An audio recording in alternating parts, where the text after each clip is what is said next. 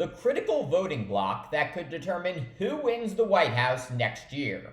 All that and more now on Graf's Grievances.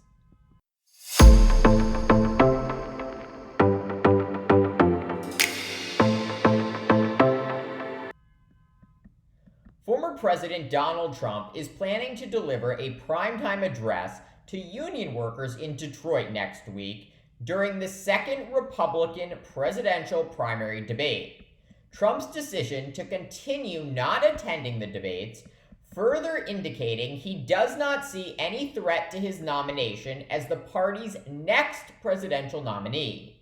According to 538, Trump now has the support of 56% of Republican primary voters.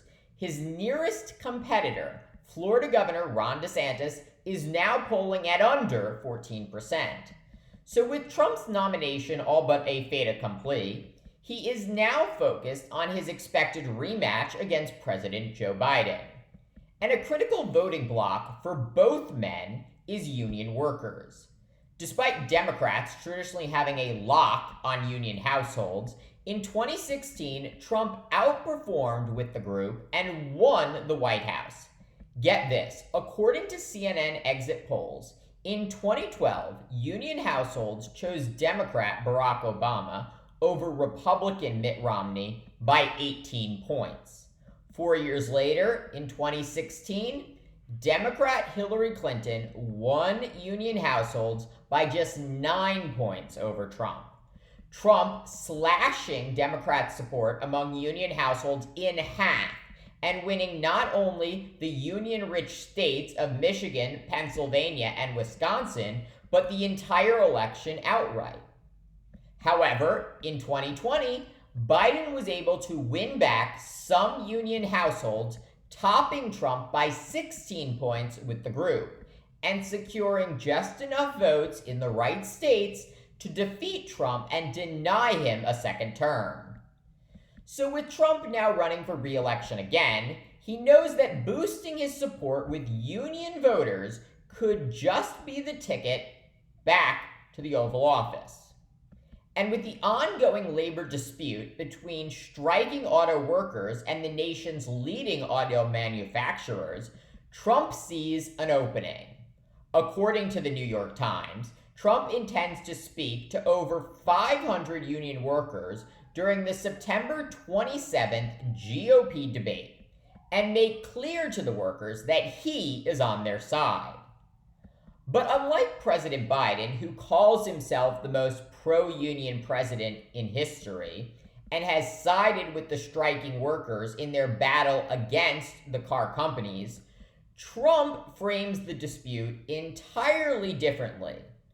The billionaire businessman has attacked union leadership and the transition to electric vehicles that has been incentivized by the Biden administration. Trump portraying the adoption of EVs as the ultimate enemy of union auto workers. And Trump is not wrong. Most electric vehicle battery plants are not unionized and are therefore staffed by employees making far less than current union auto workers.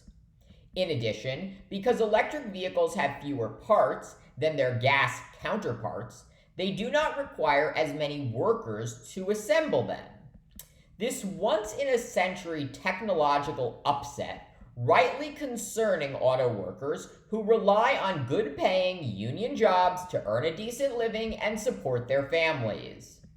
And with 13,000 of them now on strike, Trump hopes to capitalize on their anxiety, despite the fact that he has presented little in the way of solutions to help them in their current fight. Of course, all of this is to say nothing of Trump's 4 years in the Oval Office, when he used the power of the state to relentlessly attack unions and their members. Trump famously stacking the National Labor Relations Board with anti-union appointees who sided with employers in contract disputes and supported companies that delayed and stalled union elections. In addition, Trump made it easier for employers to fire or penalize workers who advocated for better pay and working conditions, or exercised their right to strike.